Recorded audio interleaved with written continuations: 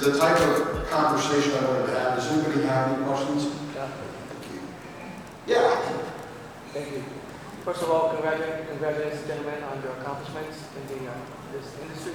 Thank you. Austin, I see you grow. Yeah. How are you? You're my favorite buddy. Yeah. Oh, I see that face. Can't miss it. Ms. Ortiz, thank you very much for the powerful story of today. I can relate to your story in a certain degree from our backgrounds. So you inspire me. Thank you. My question is to the following. My brother and I, we have a partnership in this industry, and we come across lazy. One of my biggest concerns is lazy individuals. And so my question is very simple. Do you recommend 1099 or W-2 as a professional substitute? You're right. After the pandemic, there's an array of professionals out there that come with their egos and their backgrounds and their degrees, and they're demanding this, demanding that, before they even do the work. How should you handle that? I think, it's a twofold question. I'm a big believer in both. I'm a big believer that for the 1099 individual,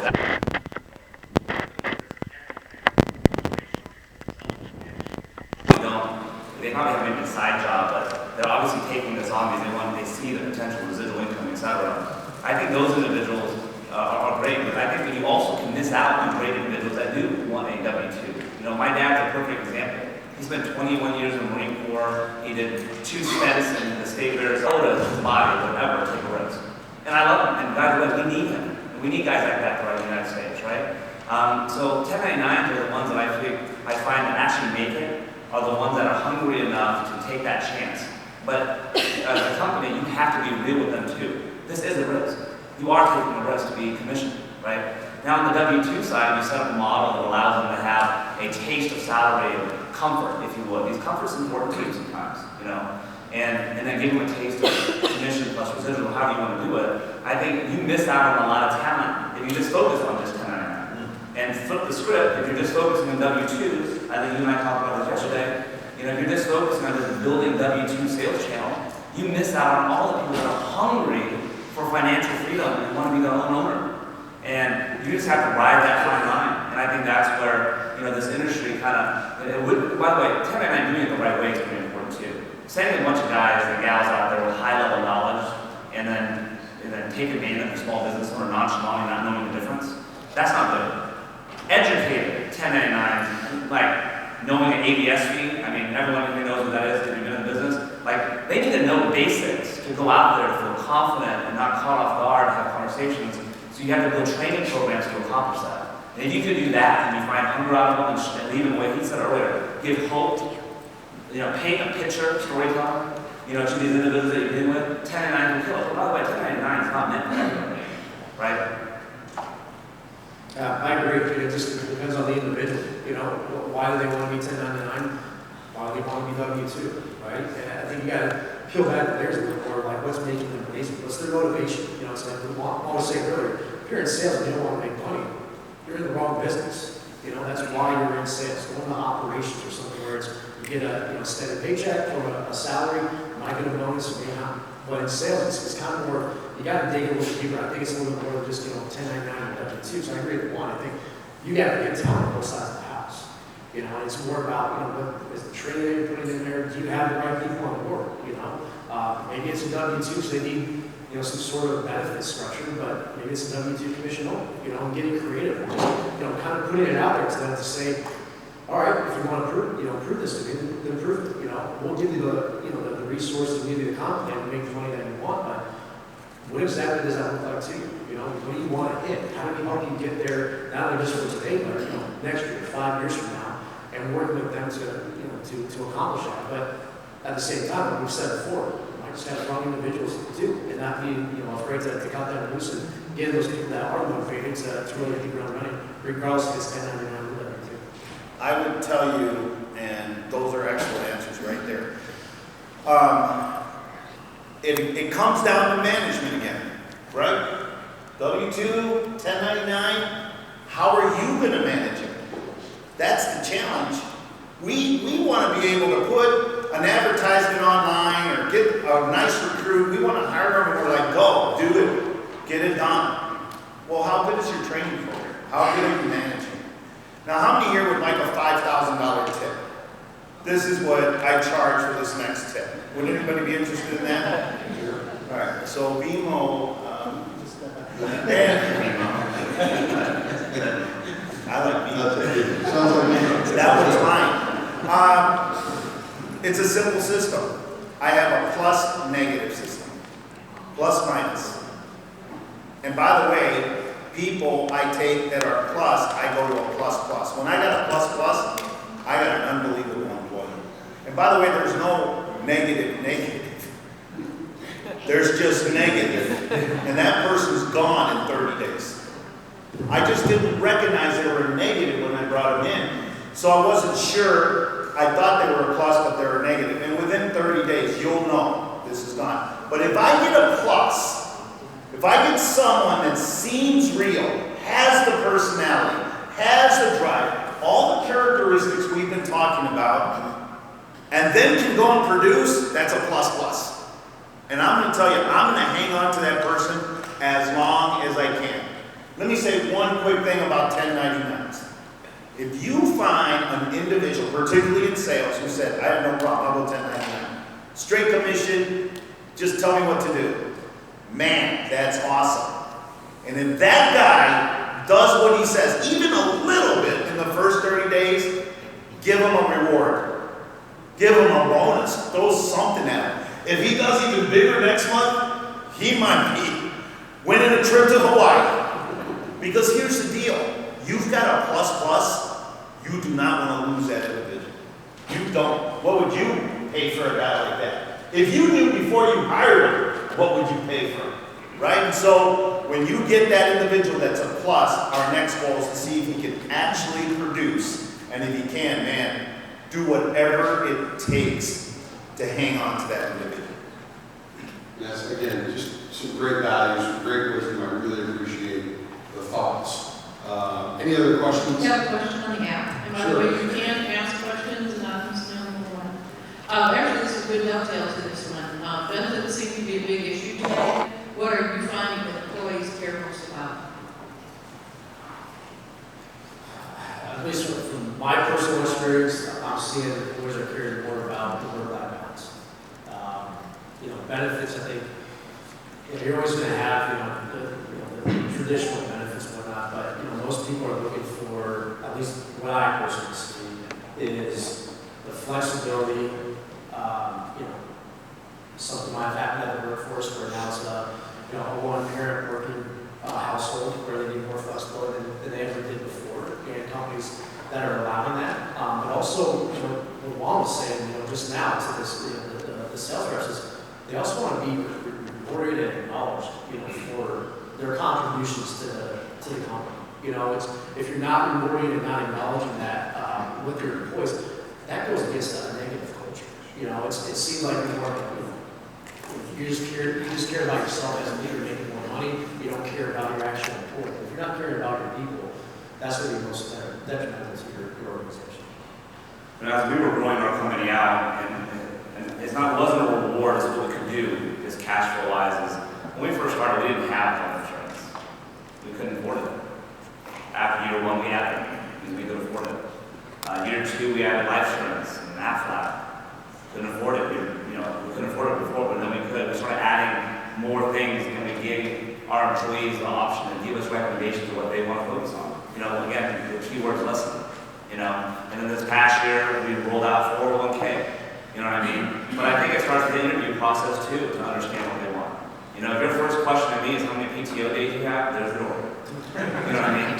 But that's that's my thought process. Some people, that's their thing, that's cool. You're probably not going to work within our culture on it. It is what it is. But, launching certain things throughout and giving your employees extra incentives, and, we're building this brand new office coming up here. We're adding things that in a million years, my dad would drop dead if he knew I was building a 3,000 square foot barn in a community. My dad he would have, unbelievable, like, you're doing what? And we're doing it. And we're doing it because we know that employees nowadays, especially, we're bringing in the next generation of payments professionals, they require a certain amount of, flexibility when it comes down to their environment. When he said work-life balance, by the way, they work with you more than they work at home with their kids. right? They're with me more than they are with their parents, their girlfriends, their boyfriends, their husbands, their wives. By the way, same thing, right? So you have to put them in a position to do certain things throughout your company, not only just benefits, but what other things are you doing to build a camaraderie that is needed to hold each other accountable, but also to expand and lead into the next phase of employees that come through your company as well. So I think it's kind of twofold in that. Benefits are important, a package is important. People need to feel like they're valued. Makes sense? But there are certain things where people are like, I can't live without this. And so you got to find a balance on how to do that. And one of the things we were talking about before the session started was we need to, as organizations, go out into the colleges and recruit more. If we want the next generation, we can't wait for them to turn 30 or 40. We got to go into college while they're sophomores and juniors and going, what are you dreaming about the future? How many here realize that no one knows about this industry? Right? There's like 10,000 of us in this business, and there's millions of people that have no idea. And so we got to start educating the next group. But when you go into those colleges, Google's going in there, Amazon's going in there, everybody's going in there, and they're offering a package. They are. And if you want to compete at that level, if you believe you are good enough to build a company, you got to compete with a package. You really do. Okay. That time really flew by for We me. can take more questions. We want one more question? At least Do we have another question? Yeah, Sean, what Simon was talking about. There's this new resource, new breed. Oh, Don't speak louder. There's this new resource or breed of individual, maybe with COVID, where they're maybe a little bit, but now they took some time off, as we all have to some degree, right? For them especially. But now they're getting bored, and they have all these networking. They know all these people. They're specialists in where they come from, and we visit all businesses, but we're not specialists in those businesses. So my question is, these can be consultants' business sometimes, but very, very, very valuable sometimes. You guys have any comments? You're saying because they bring a list with them. A list, or they've been in that industry, they're an expert in that industry. We're not. We're an expert in this industry. We bring them with us for some time. Like they were in the medical field for 30 years. Sure. They were in the They were in nonprofit the restaurant space. business for. Yeah, but they bring 35 years of experience from that vertical. Don't know our business. Don't know our business. We go with them as a sometime. Mark? Connections are huge. I definitely recommend that. That goes back to what are you guys comfortable with, and or are they comfortable with, I guess, as a part-timer? What does that look like when you're trying to get out of it? But, I mean, let's face it, this whole industry is about relationships and connections as it is. So if you're looking to get into our industry, they got connections in an industry that you're not an expert in. It can be extremely hard. It just depends on what are you looking to accomplish at the end of the day, bring that individual on board. Well, the juggle is rewarding them. To some degree, they don't know what to expect, and we don't know what quite to give. I know you set that standard, what you can and capable of actually giving them. Do you want me to do all the work, and you just hand me the connections, and I work the lead list, I do the work for you? Well, then that's more of a referral partnership, kind of like the banks, etc., right? Do you want to do the work? Oh, you do? Cool. Well, you're going to get me for that. And I'm going to reward you with higher splits or more upfront bonuses or, whatever it may be. You guys have to know, number one, you got to know what your finances are to actually do that. And by the way, sometimes you're hindered, so you can only do so much. Don't go outside your needs too much. But at the same time, it's okay to push the envelope to actually, by the way, I've had a million people tell me that connection in my career, and the majority of them, they talk right out of and these guys are bored, and they want to kind of add to the industry. Well, what level are they going to ask you to do the work? How is that going to happen? That's a little bit of a dictator of what you're going to do for them. It's a give and take. You want to be very fair, you want to be very honest what you're going to do. But if you're requiring me to do a lot more work, then you're going to get maybe a lower this or a lower that, and I'm going to give or take a little bit. But you got to be open to customize those things for those individuals. I'll finish with one story because that's a great example. If you have someone that can bring you a big lead, what would you be willing to pay for that? So a friend of mine I went to college watched my life transform. He watched me to go from a poor Mexican to a wealthy Spaniard. He was like,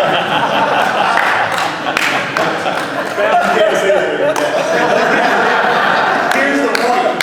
He watched my life over the last 20 years complete and transform. That when he sold his company, he said to me, "What do you do? And how do I do it?" I go, "Well, tell me first of all about your clients." And let me just tell you, he brought me one client. He's got a huge list now, because he only brought me one. But I got involved, because I saw the potential. He didn't know squat. I said, "You don't worry about it. Make the introduction. I'll make the call." And I landed this deal, and I stole it from PayPal. But anyways, in the last hour, he gave it to me. I used my charm and everything, and I got the deal. And let me just tell you something. It's a $150 million deal at 10 basis points. Yeah, you do the math. And it's growing by 50 million every 2 years. That thing's going to hit $1 billion in about 5 years. And let me tell you, 20%, 30%, he's never gotten 1%. So his first residual check, he's like, "I have more leads if you want them." I'm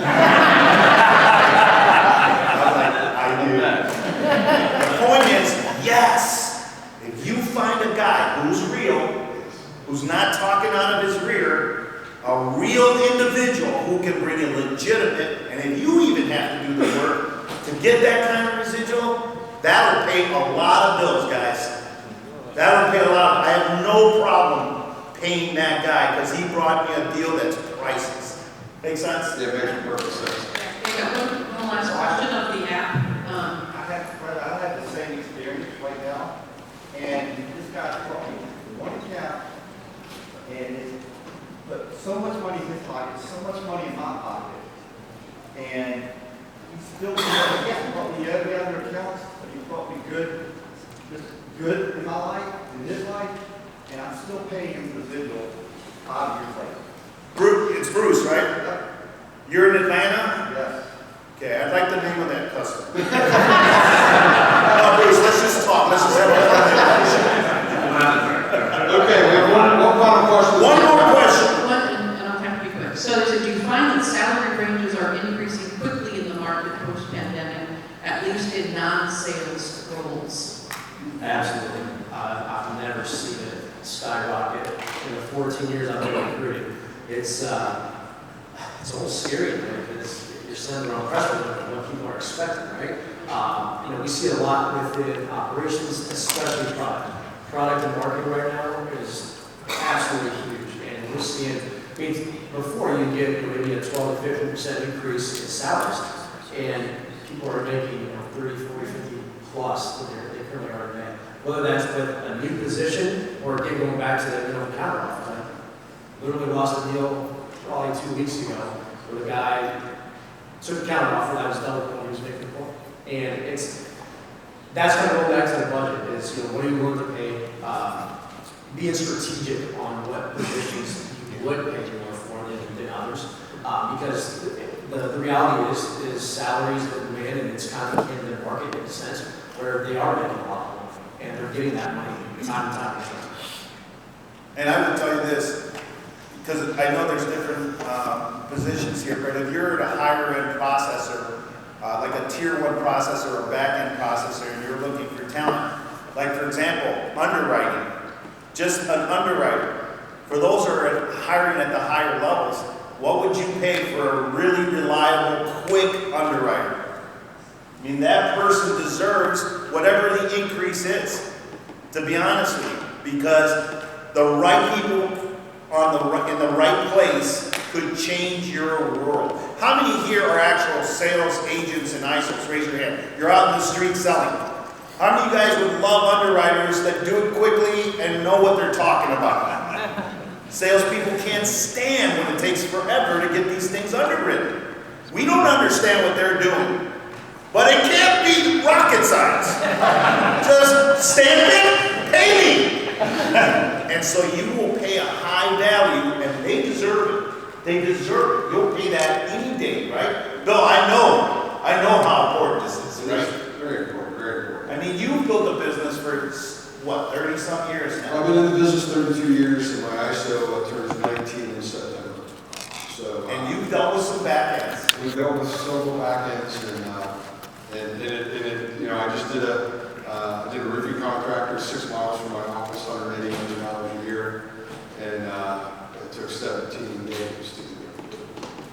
17 days. 17 days. And so, yeah, we do have that issue in this industry, and the value of folks who know what they're doing, can execute, is priceless.